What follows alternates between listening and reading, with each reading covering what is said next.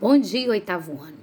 Na sexta-feira eu falei com vocês que eu iria fazer um videozinho para vocês falando sobre um pouquinho sobre o segundo reinado.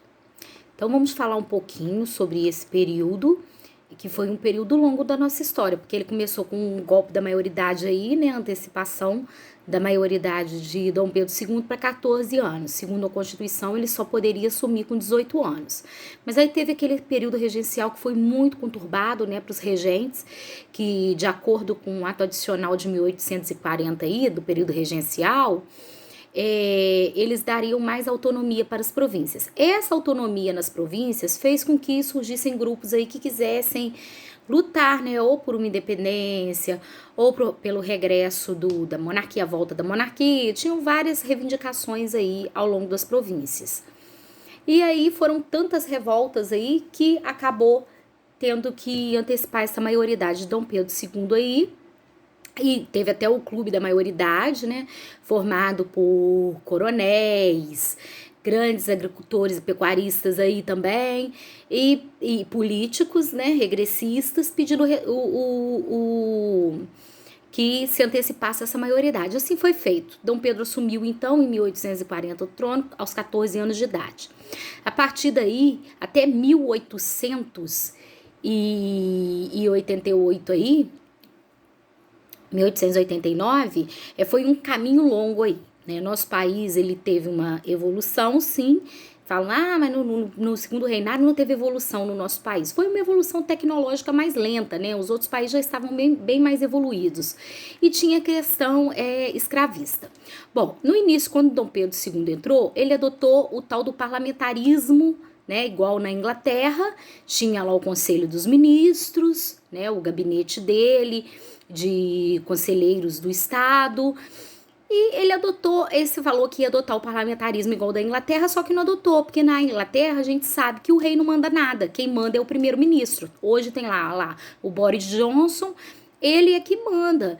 Os monarcas, eles são figurões, né, da monarquia, são reis decorativos, tá? Eles são chefe de Estado, mas não são chefe de governo. O chefe de governo é o primeiro-ministro. E assim Dom Pedro II fez aqui no Brasil. Ele falou, vou adotar o mesmo tipo de política. Só que a gente não pode esquecer que a Constituição, desde lá de primeiro reinado, tinha o poder executivo, o poder legislativo, o poder judiciário e o quarto poder, que era o poder moderador. Para vocês terem uma ideia, ao longo do governo de Dom Pedro II, esse gabinete de Estado e o do gabinete de ministro dele, Conselho dos Ministros, né, mudou mais de 30 vezes. Então, ele mudava sempre de acordo com o que ele queria, né? Então, eu vou te dar esse cargo, porque era escolha justamente do imperador, esses ministros. Então, tia, os ministros era ele que escolhia esses ministros, assim como é hoje, o presidente escolhe o seu ministério, né? Não era ele não pedia a votação, né? Não mandava para o Senado, nada disso, tá? Então, ele demitia a hora que ele queria esses ministros, tá bom? Então foi uma mudança muito grande. Não fez o que eu quis, você vai ser demitido. Por isso, o nosso parlamentarismo, né? Parlamentarismo é um sistema de governo onde o rei tem um rei, né? É um sistema parlamentar que tem o rei, mas quem manda, no caso, seriam o Senado, né? E esses ministros aí, tá bom? Mas ele assumiu o chefe de todos esses poderes aí, ele podia anular qualquer um.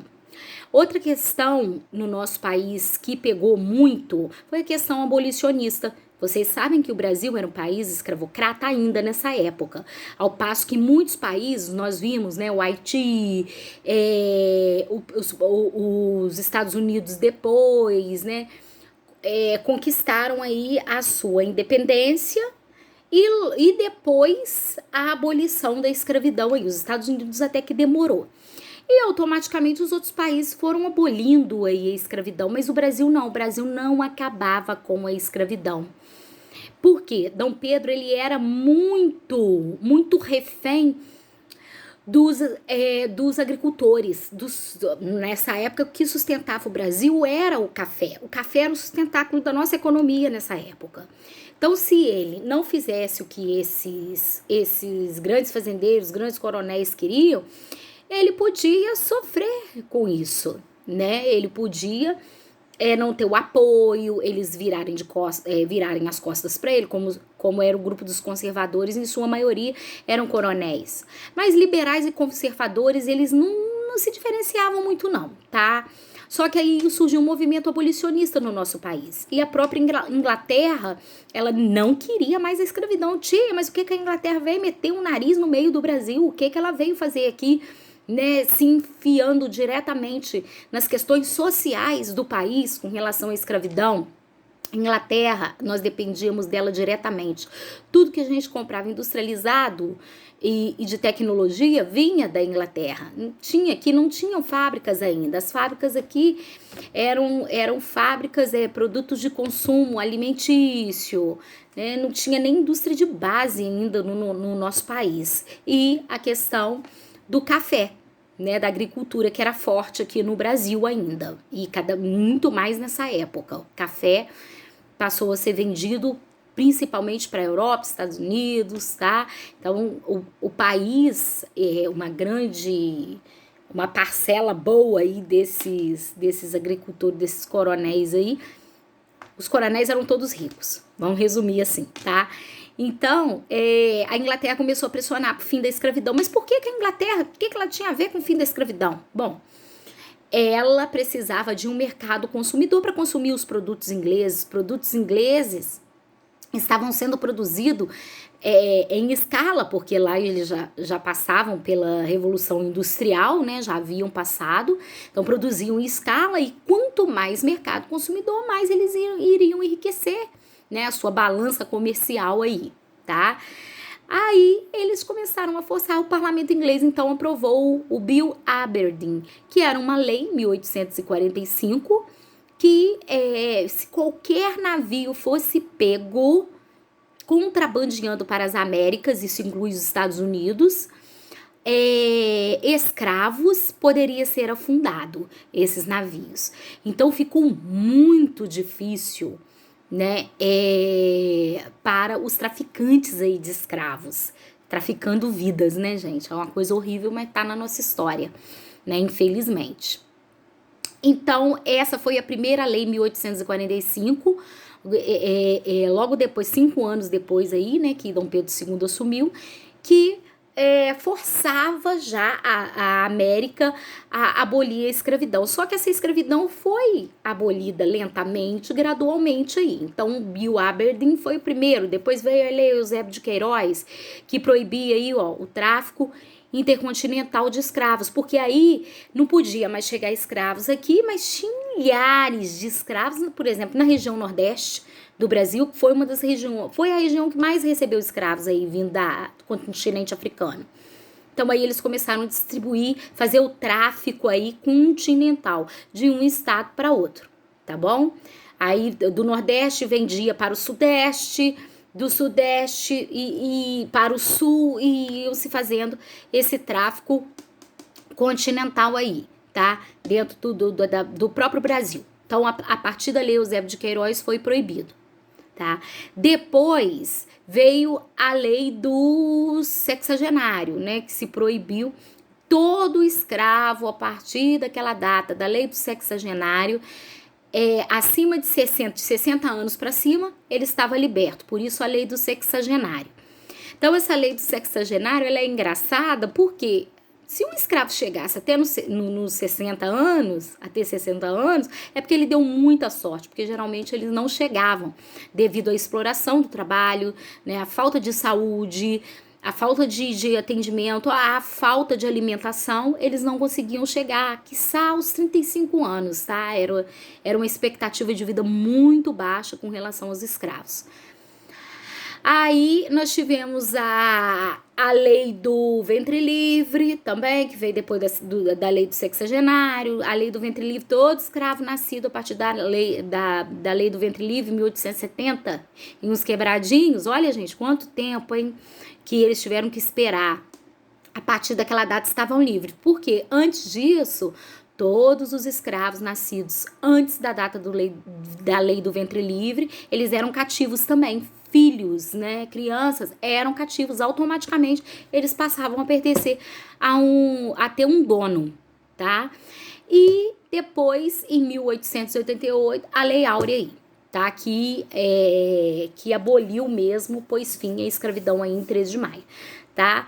Então, a lei, essa abolição, ela foi lenta e gradual, porém, uma parcela grande de escravos, eles já estavam libertos há muito tempo, porque ou eram escravos de ganho, ou tinham uma liberdade de ir e vir, muitos já eram aforreados. Então, quando a princesa Isabel ela chegou a assinar a Lei Áurea, a maior parte desses escravos eles já eram libertos. Então, uma marca do segundo reinado, Dom Pedro II foi segurando a escravidão até onde ele pôde, justamente para beneficiar os grandes agricultores do nosso país. Isso aí foi uma marca, né? Os críticos, muitos historiadores, e eu também concordo com isso, a gente concorda que realmente a escravidão ela travancou o desenvolvimento tecnológico do nosso país, porque ela não possibilitou a evolução, né? E esses pecuaristas eles ficaram dependentes da mão de obra escrava. Bom, essa mão de obra, ela passou a ser substituída, então, antes da abolição da escravidão, em 1870, já começou a vir levas de imigrantes, primeiro japoneses, né, depois os imigrantes europeus, que eram chamados de colonos. Aí, gente, já não era mais um trabalho escravo, era um trabalho livre. Nós vamos ver um pouquinho para frente, tá?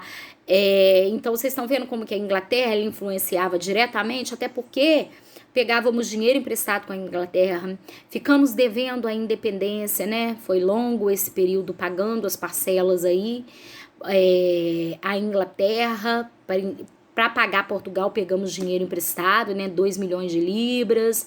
Então, a Inglaterra influenciou diretamente a nossa economia, tá? Então, deu para vocês entenderem um pouquinho? Nós vamos começar a fazer atividades. Se não der tempo de fazer, a gente continua na próxima aula. Mas eu tô colocando poucas atividades para dar tempo da gente realizar tudo com calma, tá? Provavelmente já vai vir uma avaliação. Eu vou dando, assim, as atividades para vocês, avaliação, já vou realizando, e uma avaliação vai ser preparada pela SMER, tá? Pela Secretaria lá do Carmo. Muito obrigada, um beijo para vocês, espero que tenha dado para vocês entenderem um pouquinho desse início do segundo reinado e as questões mais conflituosas desse período. Beijo, gente!